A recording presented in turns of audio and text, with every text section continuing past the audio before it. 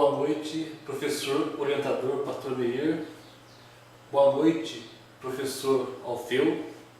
Boa noite, professor Newton. Boa noite a todos presentes na sala. O trabalho que hoje eu vou apresentar fala sobre a história da Assembleia de Deus. Na introdução, procurei colocar a respeito do início do movimento pentecostal, após a igreja primitiva, também o que aconteceu após, nos anos após o falecimento dos apóstolos, no século XVII, XVIII, o que aconteceu em relação a movimentos espirituais, culminando no movimento que houve na Rua Azusa, lá nos Estados Unidos, cujo movimento, a Assembleia de Deus, ela é fruto desse movimento.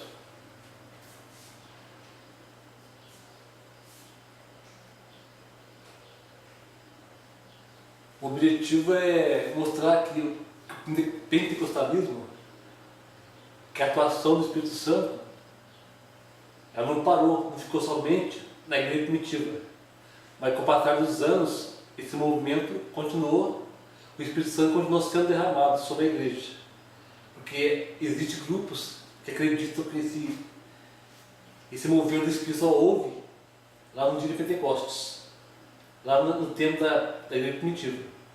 Mas o objetivo desse trabalho é mostrar que ainda hoje existe o movimento do Espírito Santo, o derramamento do Espírito Santo na vida de todas as pessoas.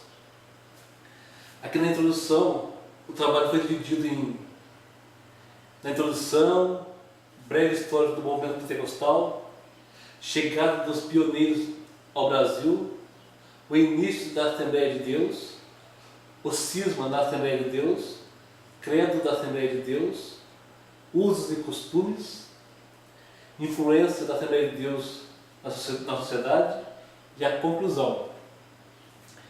Entrando aqui no breve histórico do movimento pentecostal, procurei focar aqui Pentecostes no Novo Testamento, que trata-se no Novo Testamento da descida do Espírito Santo sobre os discípulos que estavam reunidos no cenáculo, e sobre eles foi descido o Espírito Santo, a promessa que Jesus prometeu.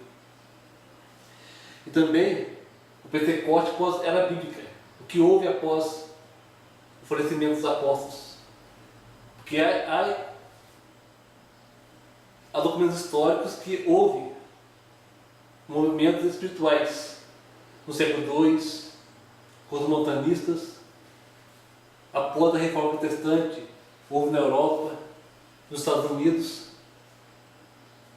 O atual é o movimento Azusa, da Rua Azusa lá nos Estados Unidos, onde é aquele metodistas, avivamento no meio de metodistas, avivamento no meio de crentes históricos, lá na Rua Azusa, aonde os pioneiros, Daniel Berg e Gunnar Bing, receberam o batismo do Espírito Santo.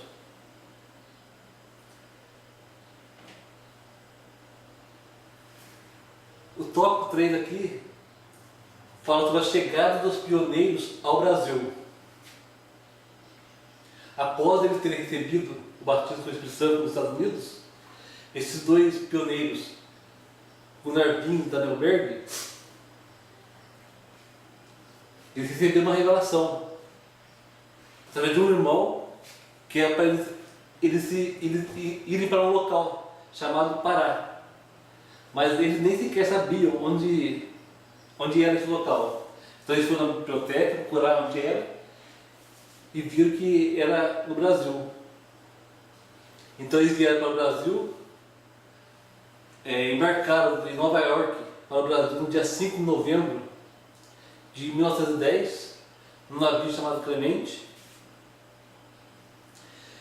e foi por volta de 10 a 14 dias de viagem. Então eles chegaram ao Brasil, não conheciam ninguém, não conheciam a cultura do Brasil, e foram se hospedar no hotel. Mas o dinheiro que eles tinham só dava para um dia de estadia no hotel. E nesse hotel eles viram um jornal. E nesse jornal era editado por um pastor metodista. E esse pastor metodista, ele era conhecido de infância do Narvinho. Então no dia seguinte, eles foram atrás desse pastor. Embora ele não tinha nem endereço, mas foram atrás do pastor metodista. Daí esse pastor metodista, por nome Júlio Justus Nelson, direcionou os dois missionários, os dois pioneiros, até o pastor Batista, pois os dois, Daniel Berg e Narvinho, eram batistas. O que ocorreu que esse pastor passaram a se hospedar no porão da igreja batista. Devido a ele ter pouco dinheiro para pagar um hotel ou um lugar mais aconchegante, eles ficaram nesse porão, na igreja batista.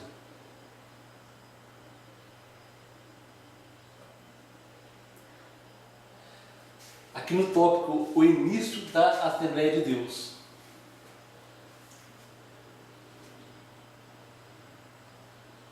Durante a estadia dos dois na igreja batista, eles frequentavam os cultos normalmente, pregavam a palavra de Deus, viajavam para missões também no Brasil mesmo, no começo, no início. O que ocorreu? Neste porão havia reuniões dos irmãos de oração, houve curas, houve o mover do Espírito Santo dentro desse porão. Inclusive a irmã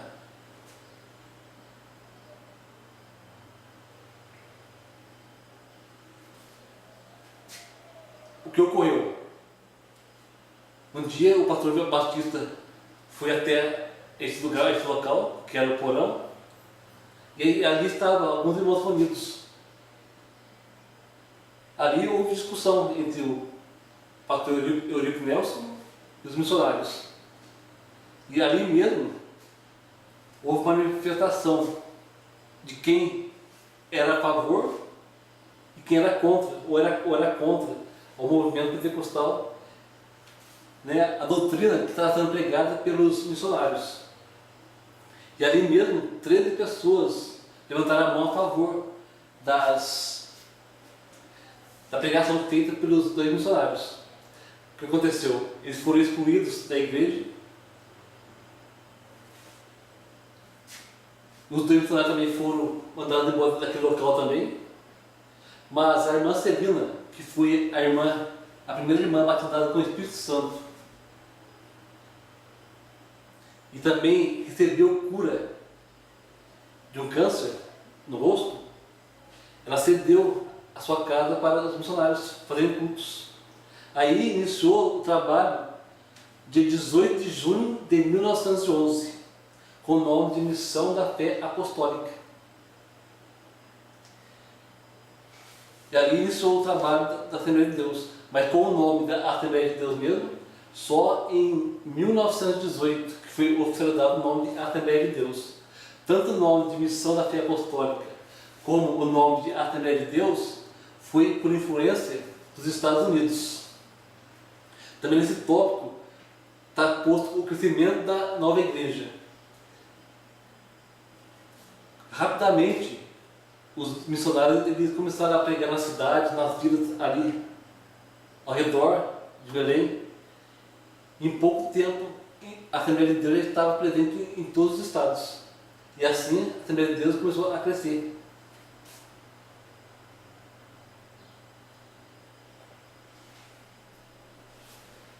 Aqui o tópico de o cisma na Assembleia de Deus. Em 1988, havia no estatuto um dispositivo que dizia que duas convenções não podia fazer, uma convenção não podia fazer parte de duas convenções, uma igreja não podia fazer parte de duas convenções simultaneamente. E a Madureira fazia parte da CONAMAD, da Convenção Nacional da Madureira, que foi criada em 1958, e da CAGDB, da Convenção Geral da Assembleia de Deus. Daí eles foram repreendidos pelo pastor presidente da época, que era o pastor José Wellington, estava iniciando naquela época sua presidência. Eles não voltaram atrás, preferiram continuar com a CONAMAD. Por esse motivo, houve essa divisão, esse cisma. Foi por causa do que havia no Estatuto. Mas essa lei que estava no Estatuto, em 1990, ela foi abolida. Quando surgiu aquela... sobre a década da colheita. O que aconteceu? Foi abolida essa lei. Agora não tem mais esse problema de uma igreja não poder mais abrir trabalho onde tem outra igreja. Então, o objetivo mesmo dessa lei ter sido abolida é para o crescimento da igreja ser mais veloz. Né?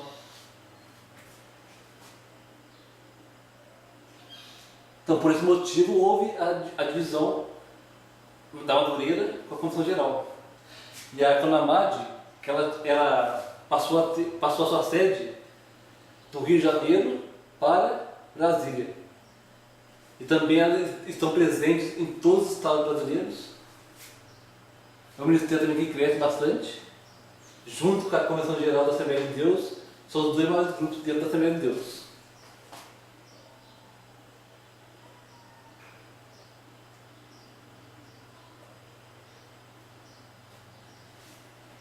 No tópico 6, fala sobre o credo da Assembleia de Deus.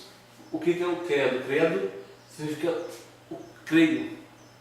É a exposição da fé, da doutrina que a igreja ela tem. Na Assembleia de Deus do credo são 14 credos, mas aqui eu coloquei só o primeiro, que é: cremos em um só Deus, subsistente em 3 pessoas, o Pai, o Filho e o Espírito Santo. Mas também no credo fala sobre o batismo do Espírito Santo, sobre a doutrina dos dons espirituais, sobre a arrebatação da igreja, sobre a necessidade de viver da santa. Tudo faz parte do credo da Assembleia de Deus.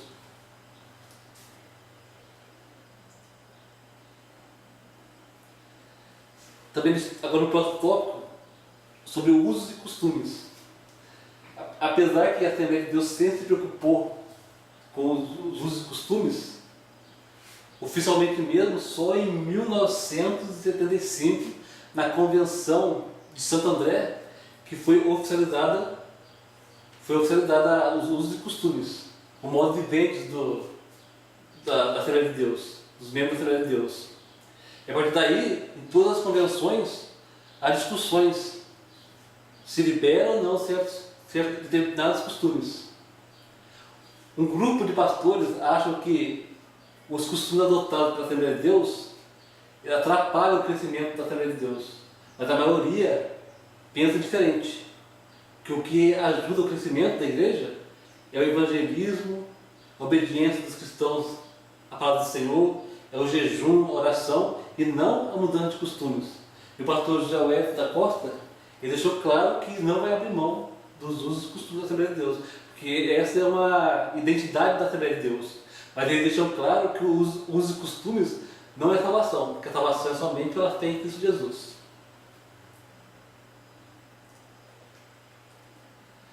O próximo tópico fala sobre a influência na sociedade. Foi posto somente da política e da educação, embora existam outros segmentos também. Então, na política, em 2001, foi criado a Assembleia de Deus Cidadania da Assembleia de Deus, que o objetivo era organizar, para que não houvesse muitos candidatos à eleição, era fazer com que houvesse pessoas comprometidas mesmo com a palavra de Deus para o pleito. E também eles tinham o objetivo de fazer com que as autoridades, os governantes, respeitassem a palavra de Deus. Então, quanto mais parlamentares evangélicos tiverem lá na Câmara, menor a possibilidade de ser aprovadas leis antibíblicas. leis que contradizem a palavra do Senhor.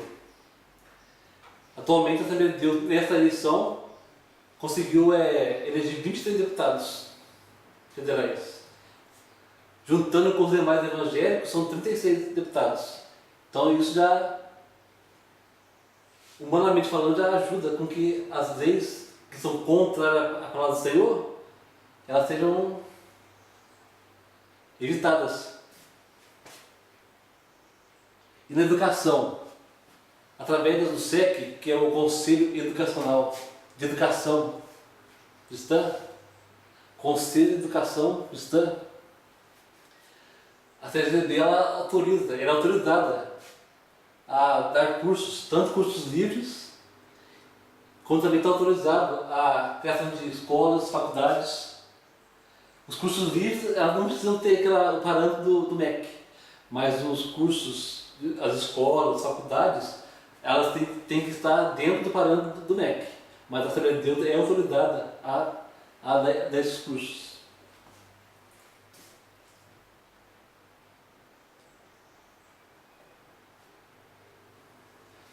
Finalizando esse meu trabalho,